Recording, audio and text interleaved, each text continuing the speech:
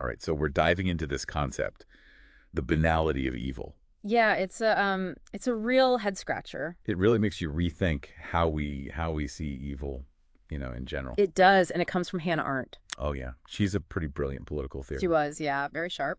And the name is kind of deceptive because it's way more thought-provoking than it sounds. It really is. It kind of throws a wrench in that whole idea of evil, as like a mustache twirling villain. Right. Instead, Arendt kind of dove into this idea of how everyday ordinary folks can end up, tangled up in these really horrific acts. Yeah, and her work on all this really started with the trial of Adolf Eichmann, Yeah.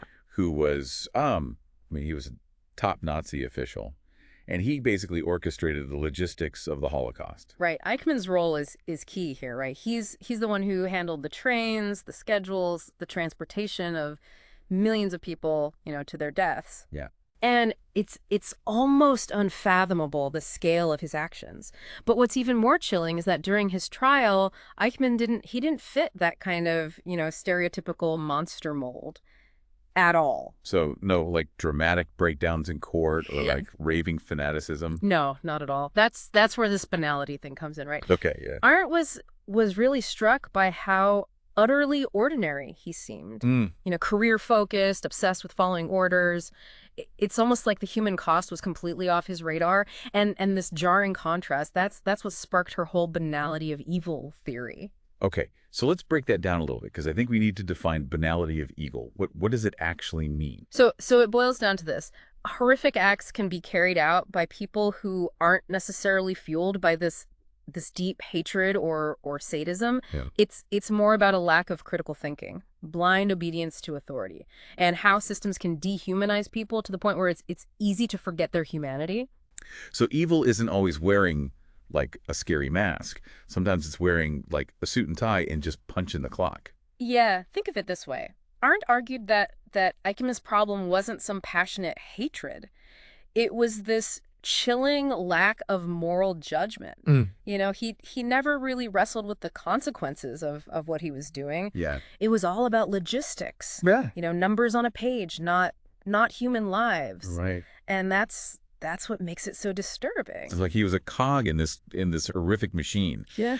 And as long as that cog was turning smoothly, it didn't really matter to him what the machine was doing. Exactly. But I mean, isn't this idea of just following orders, like conforming without really thinking, something we've kind of seen play out throughout history? Oh, absolutely. One of the best known examples is the Milgram experiment, Oh yeah. which really, shook up our understanding of obedience. Mhm. In that study, participants were told to deliver electric shocks to another person. And a surprising number of them, kept going, even when they knew it was wrong, simply because the experimenter, the guy in the lab coat, told them to. Right. That experiment is both like fascinating and terrifying at the same time. It really is, yeah. I can't imagine being in that situation. Yeah, But it highlights how powerful authority can be. it really does. And what's even more unsettling is that, the Milgram experiment took place in a very controlled environment. Right. Now imagine a system like the Nazi regime, where tasks are meticulously compartmentalized and individuals are really distanced from the ultimate consequences of their actions. Right. So in a setup like that, it'd be easy for someone like Eichmann to tell himself that he was just doing his job, Right. advancing his career. Exactly. And that's one of the most unsettling facets of the banality of evil, right? It doesn't require this monstrous intent. Hmm. It thrives in the gray areas, Right. in thoughtlessness, conformity, and this chilling lack of empathy. Right. For Eichmann, pleasing his superiors, achieving efficiency, climbing the Nazi ladder, those were his driving forces. Yeah. I mean, I have to ask, wasn't there any hatred involved in the Holocaust? Well, it's a complex issue, and Arndt's theory, it has its fair share of critics, Okay. Some argue that she downplayed Eichmann's personal anti-Semitism, Okay. and they point to evidence that suggests his actions were fueled by more than just blind obedience. So she might have missed the mark on how much ideology played a role? It's possible, yeah. Okay. And another criticism is that the term banality itself kind of minimizes the sheer horror of the Holocaust. Right. It's almost like calling it banal makes it less evil somehow, Well, which is a very dangerous idea. I see what you mean. It could be misconstrued as normalizing it, Right. taking away from the calculated cruelty that was central to the Nazi regime. Exactly. And the debate around Arndt's theory gets pretty heated. I bet. And for good reason. We're not looking for easy answers here. It's about grappling with some really uncomfortable truths about what human beings are capable of and the systems that we build. Yeah.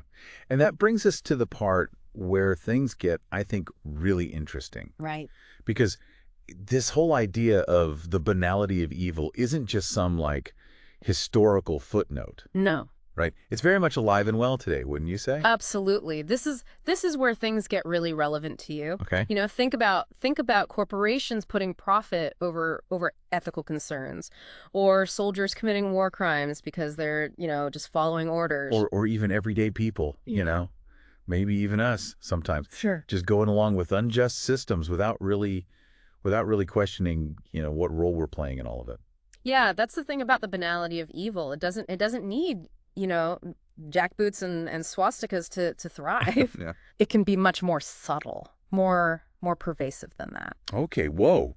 That's a lot to digest. Yeah. So where do we go from here? What does it mean for us, for how we live our lives? That's what we're going to explore further. And it's a question worth reflecting on, personally. Yeah. It all starts with awareness. Yeah. Arndt's work compels us to look in the mirror and ask ourselves some tough questions. Okay, I'm game. Yeah. Let's unpack that a little bit more. What kind of questions, should we be asking ourselves? Well, it starts with examining our own blind spots, Okay.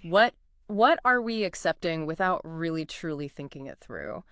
Where are we failing to be critical, to challenge the status quo? Yeah. Are we even, in small ways part of systems that are harming others? Those are some heavy questions. I'm already feeling the weight of that mirror you mentioned. Yeah. But I'm ready to keep going with this. Mm-hmm. So where do we even begin to untangle all of this? Well, if the banality of evil thrives on thoughtlessness, conformity and blind obedience, Right. then a good place to start is by cultivating, the opposite. Okay. And that begins with critical thinking. Okay, so critical thinking. That sounds like something you learn in school. Yeah. How does it apply to not becoming, another Eichmann? Well, it goes way beyond just, dissecting arguments or spotting logical fallacies. Right. It's about actively questioning assumptions. Right. Being skeptical of the status quo and having the guts to think for yourself, even when it gets uncomfortable. So don't just take things at face value. Right. Dig deeper, ask why, look at things from different angles. Exactly. And don't be afraid to challenge authority, especially when something feels wrong. You got it. But critical thinking alone, it isn't enough. It takes a certain kind of courage to go against the grain, Yes. to be the one who says, hold on a second, this doesn't sit right with me. So we need critical thinking as the foundation, but then we also need courage to actually act on it. Yes. What you're talking about is what some people call moral courage. Yes. Right? Exactly. It's the willingness to do what you believe is right, even when it's tough, even when you're, facing pushback or potential consequences. Think about those who spoke out against the Nazis, knowing the risks. Right. Or those who stand up for human rights today, even in the face of threats. Those are powerful examples of people putting their values into action. But does moral courage have to be on such a grand scale? No. Can it show up in everyday life too? Absolutely. It can be, as simple as calling out a prejudiced joke, Yeah. or refusing to participate in something shady at work, or speaking up when you see someone being treated unfairly. Those small acts of courage, they can have a ripple effect. I'm starting to see how all these pieces fit together. So critical thinking helps us see the problem, and moral courage gives us the strength to do something about it. But is there anything else we can do to keep that banality of evil from taking root. Well, cultivating a strong sense of personal responsibility is crucial too. But what exactly do you mean by that? It's recognizing that we're not just, passive bystanders in this whole thing. We each have a role to play in shaping the systems and institutions around us. So it's not enough to just say, well, I'm not doing anything wrong. Right. We need to look at the bigger picture and ask ourselves how our actions or even inactions are contributing to things. Exactly. Are we unknowingly part of something harmful?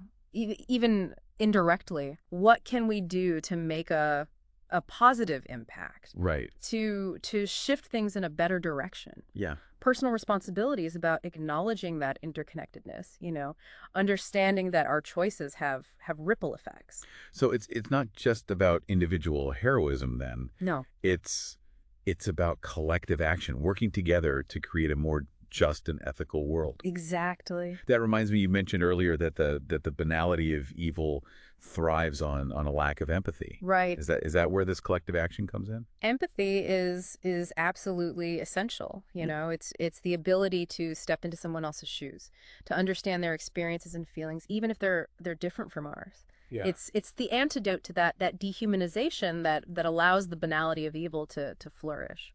That makes sense, but I have to admit, sometimes empathy can be hard, It can be. especially if someone has done something that we consider wrong. Sure. How do we cultivate empathy when it feels difficult? It is challenging, especially in a world that often encourages us to focus on our differences. But remember, even people who commit terrible acts they're still human beings. Right. They have their own stories, their own motivations, their own struggles. So it's not about excusing their actions. No. But it is about trying to understand them as people. Exactly. When we dehumanize others, it's easy to justify mistreating them. But when we recognize their humanity, it becomes much harder to dismiss their suffering or their rights. So empathy isn't just some like fluffy feel good thing. Yeah. It's actually a vital tool in preventing cruelty and injustice. You could say that. Okay. Empathy helps us connect on a deeper level. Right. To see our shared humanity and to build a world that values compassion and understanding. Right. Rather than fear and division. Okay, this is all making more sense now. We've talked about critical thinking, moral courage, personal responsibility, and empathy as crucial tools for pushing back against the banality of evil. Right. But let's get practical here. How do we cultivate those qualities in ourselves and in others? Great question. There are many different approaches, but one of the most effective is through education. You mean like in schools and universities? Yes, but it goes beyond traditional classrooms. It's about creating spaces where dialogue and critical thinking are encouraged. Mm-hmm. Where people can, challenge assumptions, explore different viewpoints, and develop their own moral compass. So not just memorizing facts and figures, but actually learning how to think for yourself. Right. We need to nurture a culture of inquiry and respectful debate, where people feel safe to express their opinions and to challenge the status quo, even if it ruffles some feathers. I love that idea. Yeah. But what about moral courage? How do we encourage people to stand up for what they believe in, even when it's scary? Well, storytelling can be a powerful tool for this. Storytelling. How does that work? Think about it. Stories have this incredible ability to transport us to different worlds, to introduce us to characters who face tough choices, and to inspire us to act with courage and compassion. So reading books or watching movies about people who fought against injustice, right? Or even just hearing about everyday people, doing the right thing when it was hard. Exactly. Sharing stories, whether they're, fictional or real, helps us see that moral courage isn't just some abstract concept. It's something that real people do every day. And it can be contagious, right? It can. Seeing those examples of courage can make us believe that we too can find the strength to do what's right, even when it feels impossible. It's incredibly empowering. And what about personal responsibility? How do we instill that sense of agency and accountability, that feeling that we can actually make a difference? Good point. I imagine it starts with showing people that their actions actually matter. You hit the nail on the head. We need to empower people to take action, to get involved in their communities and work for change. Mm.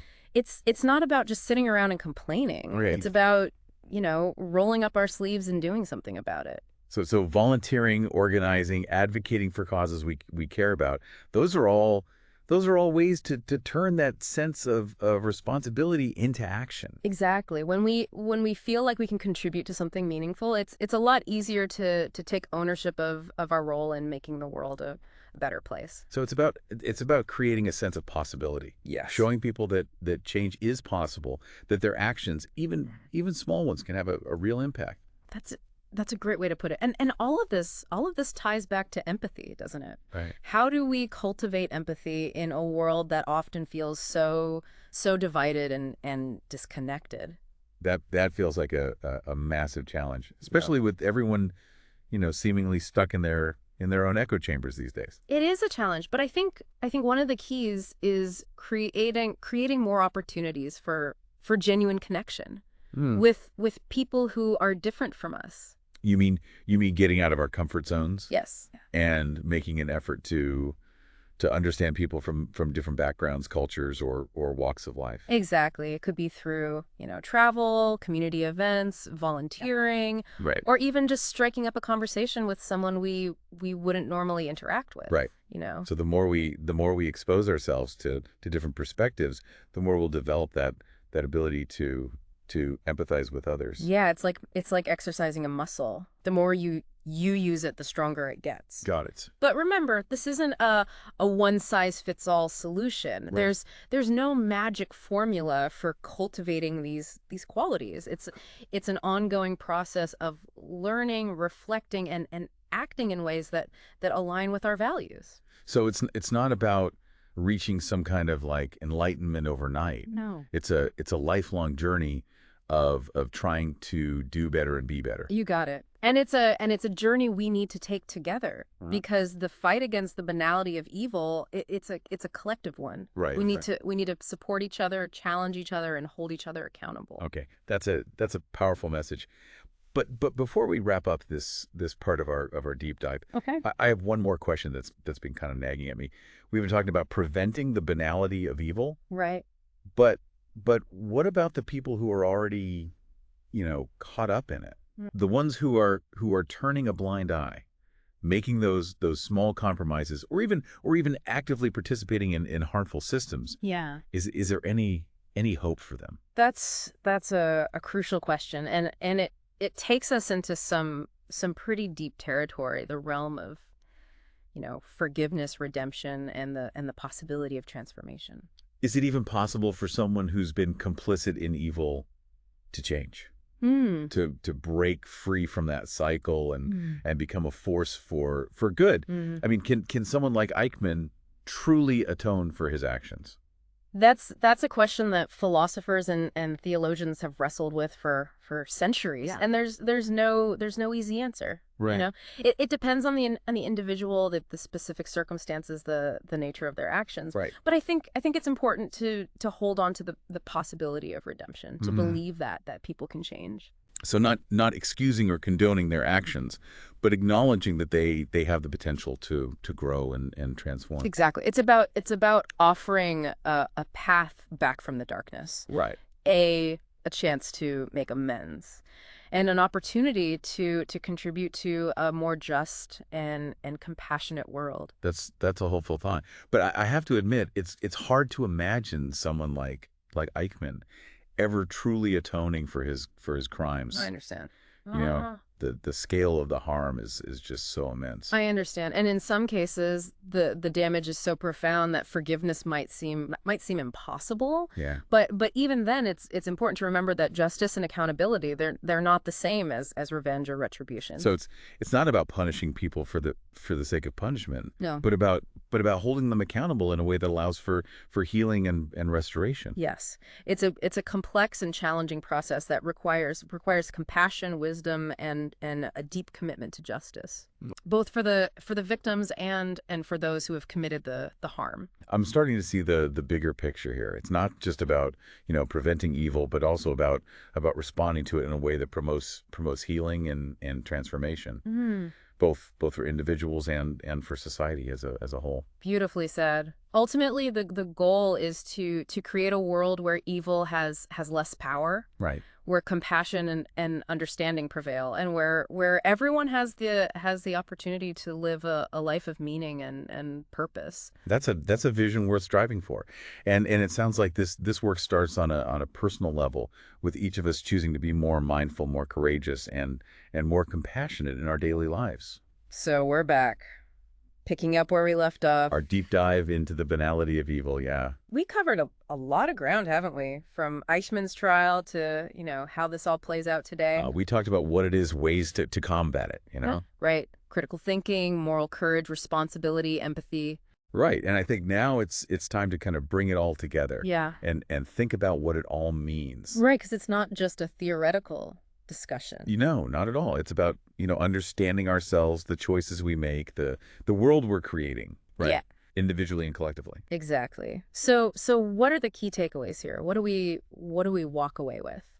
For me, one of the biggest things is that evil isn't always this, dramatic, in-your-face thing. No, it can be a lot more subtle, kind of, lurking in the everyday. Yeah, hidden in those small compromises we make, the systems we just accept.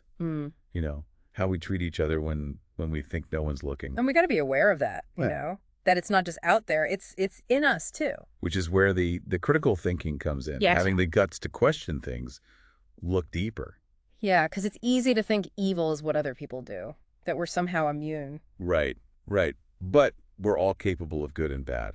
And recognizing that's step one, right? Recognizing that potential in ourselves. Yeah. It's about being vigilant, Not just about what others are doing, but our own thoughts, feelings, actions. You got to be willing to challenge yourself, ask those tough questions, be accountable. And that's where responsibility comes in. Huge. Realizing we're not just passengers here. We can steer things, Absolutely. Our actions do matter, even the small ones. They have ripple effects. Right? Oh, yeah. Changing things around us, the world we're in. If we want a world with less evil, it starts with each of us owning that. It's not enough to just think we're good. Yeah. We got to do good, right? Be mindful, use our voices, make a difference. Couldn't have said it better myself. And all this loops back to empathy. It does, yeah. It's not enough to just know about evil. We gotta understand the people in it. The victims, the people doing wrong, even the bystanders. Because if we dehumanize any of them, it's easier to justify bad stuff, look away, not care. Empathy, it breaks those walls down, lets us see through others' eyes, remember we're all human. It lets us connect, really understand why people do things, be compassionate. It all comes full circle, Yeah. Thinking critically, having courage, responsibility, empathy, it's all got to work together. Like pieces of a puzzle. A good analogy. The fight against this kind of evil, it's not some big faraway battle. It's right here, right now, in our daily lives. Exactly. Choices we make, words we say, how we treat each other. The systems we support or don't support. This is where the real work is. So where we go from here? What can we do? Starting today. It starts small, with you. Think about what we've talked about today. Where's this banality of evil showing up in your life? In your relationships, your job, your community. And once you've thought about that, then what? Then you act. See injustice. Speak up. See a system that's harmful. Challenge it. Choose to be brave, be kind, even when it's tough. Yeah, because even those small things can make a difference. Absolutely. And when enough of us do it together, real change happens. This has been, wow, I've learned so much. Thanks for sharing all this with me. My pleasure. Remember, this isn't about arriving somewhere. It's the journey itself. There'll be bumps along the way, for sure. But as long as we try to be more aware, more courageous, responsible, compassionate, that's how we make a world where good wins out. That's worth fighting for. It is. Thanks for joining us on this deep dive. We'll see you next time.